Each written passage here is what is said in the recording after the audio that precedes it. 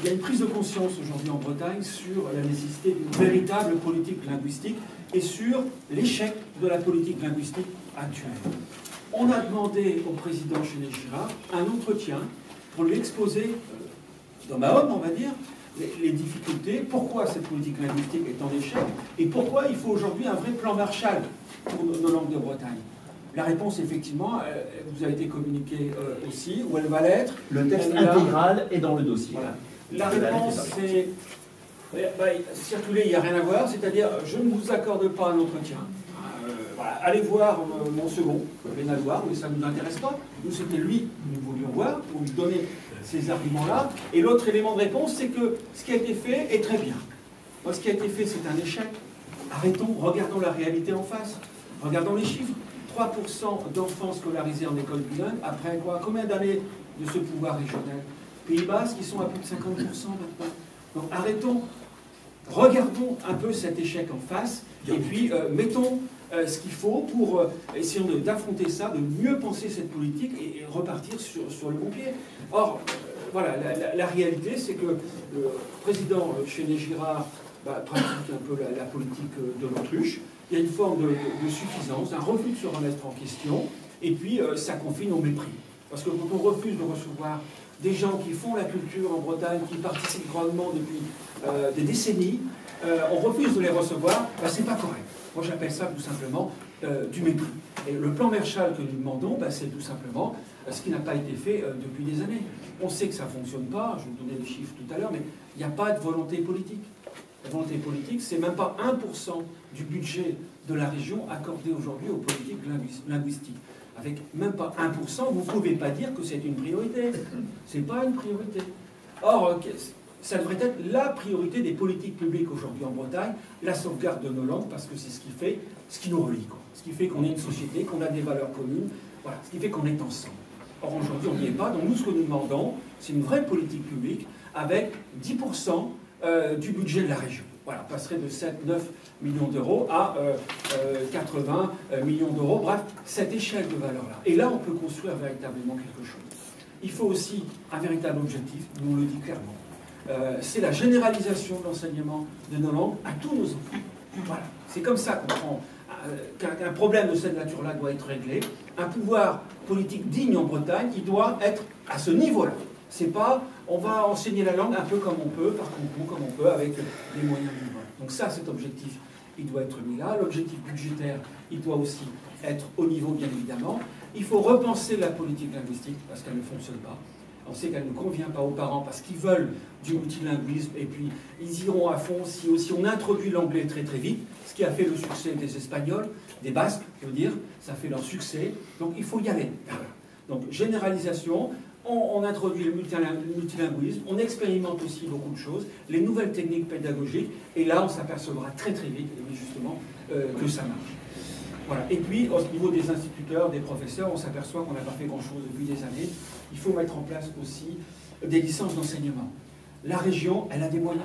Elle a des moyens d'agir en relation avec les universités, elle a les moyens de faire pression sur les universités pour qu'au sein de chaque université en Bretagne, eh bien, on mette en place une licence d'enseignement. Parce qu'effectivement, c'est la région qui finance les bourses, etc. Donc il y a des moyens de pression. Qu'on ne nous dise pas que la région ne peut rien faire.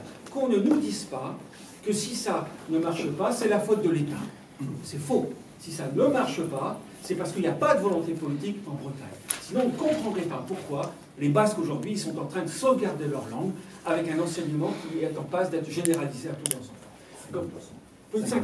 Et ça veut dire qu'ils sont, voilà, ils ont atteint le seuil critique déjà, c'est ce que nous voulons pour la Bretagne, et il n'est pas tolérable de répondre aux gens, c'est bien ce qu'on fait, on ne changera rien, tout va pour le mieux, parce qu'on ment aux Bretons. Lorsqu'on nous dit, nos responsables politiques nous disent que tout va bien, qu'on est sur le bon chemin, c'est qu'on ment aux Bretonnes et aux Bretons. Et ça, c'est pas tolérable. Parce qu'avec une politique comme ça, c'est foutu. Nos langues, effectivement, vont disparaître. Voilà, parce que c'est quand même un peu particulier.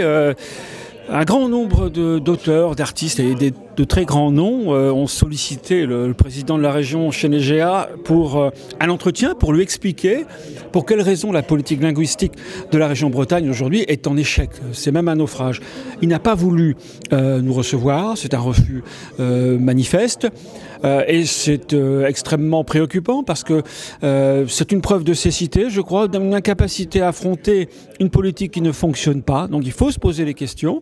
Et puis c'est une forme de mépris pour tous ceux qui font la culture en Bretagne depuis déjà plusieurs décennies. Donc nous, on a des choses extrêmement importantes à dire. Il faut aujourd'hui une véritable politique linguistique, voilà, avec un objectif clair, la généralisation de l'enseignement bilingue à tous nos enfants. Il faut un véritable budget. Proposer multiplier par 10 le budget... Voilà, il faut dire les choses clairement. Il faut faire de la politique linguistique la priorité d'un pouvoir régional. Parce que c'est ce qui nous réunit, la langue. Nos langues, c'est ce qui nous réunit, c'est ce qui fait que nous sommes ensemble. Et c'est quelque chose de fondamental.